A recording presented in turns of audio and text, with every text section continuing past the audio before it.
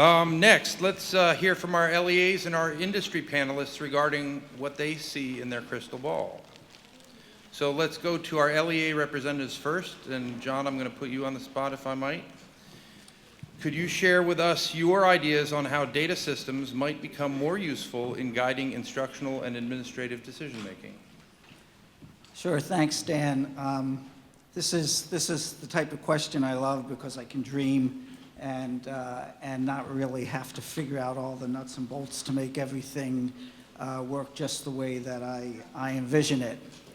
But this is a very exciting time for us, those of us who work with information and data.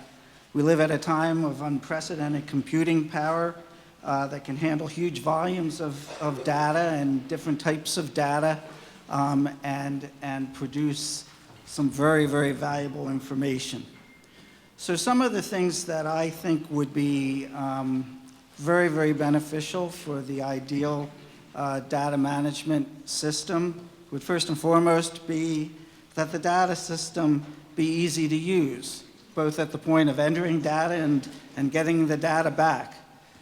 A data system that is useful gets used, and when a data system is used, then the data is valued and the quality of the data goes up. So I think that all of that is particularly important, and so ease of use, I think, really sets the foundation for a good data management system. I think that we have many, many different types of data systems that we're all dependent on and that we all use, and having them talk together, a well-integrated system, I think, is extremely important as well, for a couple of reasons. Obviously, it helps with data quality, it helps with data management, but more importantly, it allows us to use data from different sources to develop a more three-dimensional view of the information that we've been collecting, so that the information that we get out of our systems becomes more robust and more useful. And finally, I think that I spoke about the ease of getting data out of the system, and I think that's very important, but I also think it's very important that the data that we are presented from our information systems is clear and useful and presented in such a way that doesn't require a great deal of analysis on the part of the end user, that the end user can immediately discern what the data is telling them and how it can be applied to solving the problem, whether it's an instructional problem or a fiscal problem or an administrative problem. But it is presented in a way that is easy to understand and easy to apply to the question that we're trying to answer. And so just in a brief sense, that would be the ideal system that I would envision for schools in Pennsylvania. Thanks, John. Thanks for your leadership in that area, and many others as well. Somebody I met new today, Shane, can we put kind of the same question to you? What do you think would be most useful? Thank you for the opportunity to speak here. You know, I'm going to echo a lot of what John just said, maybe in a little different way, but especially, you know, the ease of use, the usefulness of the data system, and the ability of it to be integrated with the multiple systems that we have is extremely important. But I also want to echo a little bit more is that I like this question, you know, because it is about dreaming here. And so I'm going to talk a little bit about what I think about dreaming, if I could, into the future of the data systems. And really that three-dimensional view that he had mentioned. You know, PIMS is so comprehensive and that, you know, that it's very easy for us to stay in the land of compliance. And rightfully so, there's a lot to it. It's really big, the stakes are high, and we can't miss those deadlines. That's the facts. But as you've probably learned over the course of the last 3 days is that there's much more data than just PIMS that goes into informing decisions systematically within districts. That poses a little bit of a challenge, though, because data is often spread out across multiple systems in LEAs. It reminds me of saying that we're very data-rich, information poor, and I think that sometimes is the case. We're really good at collecting data. Our data systems are very useful in that sense. The trick is turning it into information. And that really is where we need to be, is turning the raw data from across multiple systems into useful information for decision-making at all levels of the organization. And of course, this requires time, resources, and a technical know-how that not all stakeholders within our organization have. And so when I dream forward and I think about what a system could have in the future, I'd like to see more business intelligence within the systems, more capabilities of that, specifically role-based dashboards that have analytic tools that are very visual and easy to read. I think that would be extremely important so that we can customize them depending on the roles, so we can make it more useful to the people making decisions at all levels, be it the teachers, and really that three-dimensional view. I want to echo that because when you put together data in different ways, not just looking at assessment data, but using assessment data and comparing it with socioeconomic status, ELL status, or things that are in other systems, that can be very powerful, especially if we use some of the newer visualizations such as network maps, so that we can really see the complex relationships between our data systems. And also geospatial representations of our data. That could be extremely useful within LEA so that we can focus resources in on specific areas in our communities. Basically, I think that systems that would allow the user to easily read it and be specific to their role is really where the future of data systems should be, focusing in on that.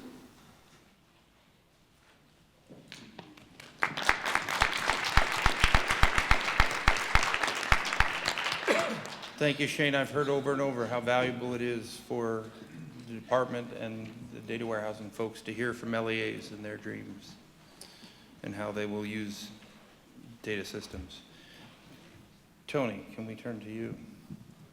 Thanks, Dan.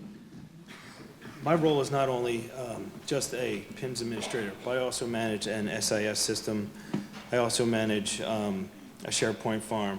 I also manage other data systems within our LEA. So what I'd like to see is a system that can integrate the various sources of data that we have in our LEA. We store our teacher data in eFinance. We store our student data in PowerSchool. We store our special education data in IEP Writer. We store our free and reduced lunch in a food service solutions system.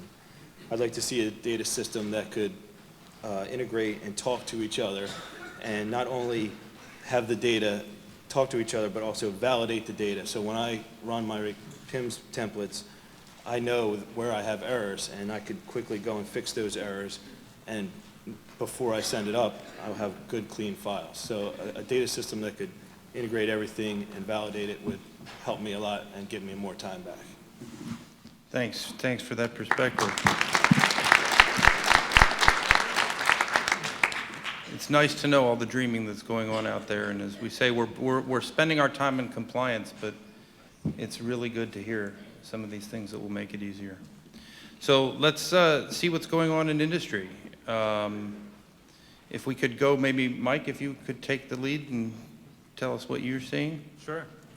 So, I think that we talk a lot about the time we spend on compliance, and I think that the successful information systems are going to be those that really take the mundane activities that we're involved in on a daily basis, making sure that we have the right attendance information or the right quality, excused absences versus inexcused absences registered in the SIS.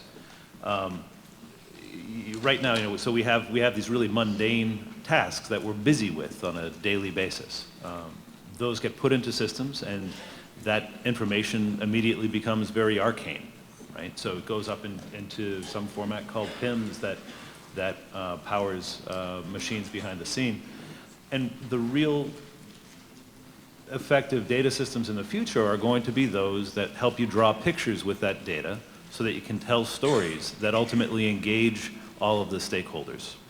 So how do you use that data to engage communities and parents more effectively with their child's education? How do you use that data to draw pictures and tell stories that re-engage teachers in the classroom? How do you use that data to draw pictures and tell stories that create opportunities in the imaginations of the students and make sure that they stay engaged through the whole process? So I think that there are really, 5 qualities that a data system is going to have to be successful, and they've been mentioned already. Things need to stay simple, right? We need to make things that are easy to use. Expert systems may be a great thought, but things get really complicated really fast. Those systems are going to need to play nice with each other. That level of interoperability is going to be key. A lot of different data from a lot of different systems.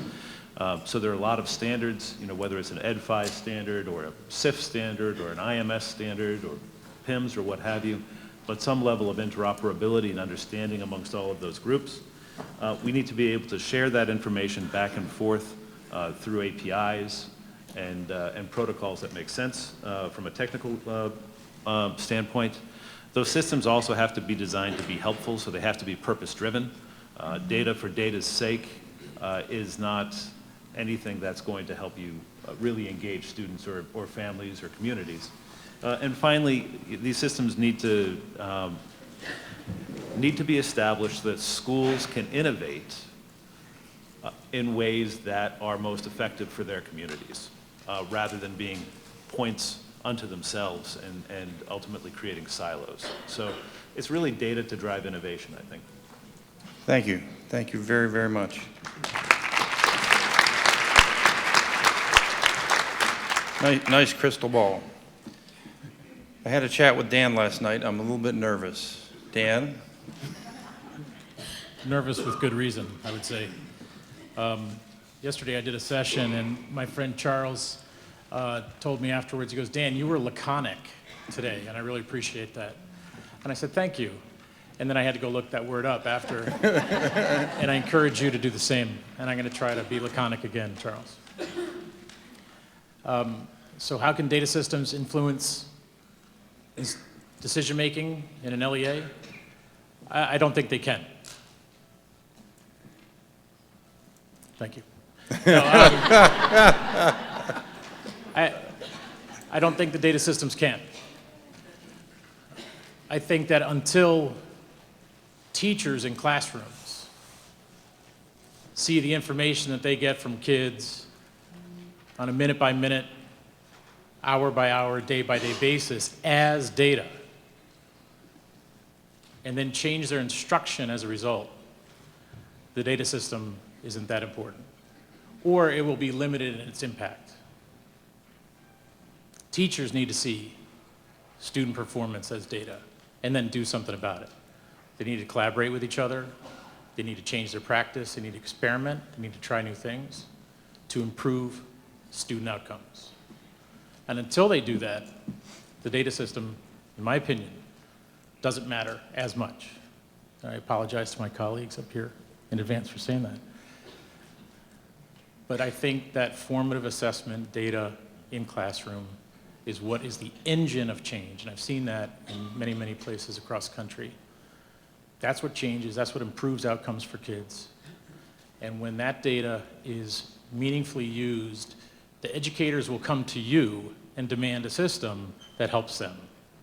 When their appetite for data is increased, they will insist on a data system that works for them, so then they can start to incorporate the state testing data, the demographic data, all the other data that has been talked about here for the last 2.5 days.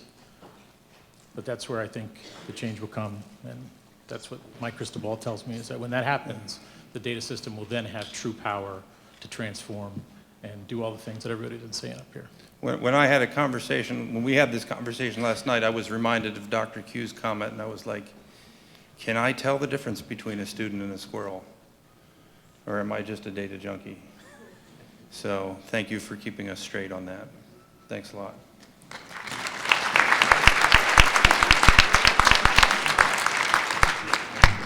Russ, what can you share with us? Yeah, first I'd like to reiterate what everyone here is articulating. I think we all have our different kind of spin, but we're all thinking the same way. By the way, we did not commiserate on this answer. I think everybody was writing notes and jotting down some ideas. I know I was all over the place, but it seems that everyone is coming at it from a different angle, but getting to the same place. I do agree with what Dan said about data systems themselves not able to be effective. You know, we as consumers of data have to understand how to use it. And so it's upon all of us to be educated about not only what data is available to inform us, but what data is not available. What the data can tell us and what it cannot tell us. And Dan, I'm sure you can say a lot more about that. The other thing I thought is that, you know, as technology folks and software guys, we hear a lot about the inclusion of stakeholders, right? And particularly in implementations, we hear about including the stakeholders throughout the implementation process and the education process. And the stakeholders, of course, are you know, teachers and principals and superintendents and administrators and state personnel and legislators. And sometimes you hear parents included in that group, but I don't often hear the students themselves included in that group. And ultimately, you know, I as a student, you as a student, you are, ought to be, you're certainly the generators of your own data. And if I'm going to be a data point, I want to be the best damn data point I can be, right?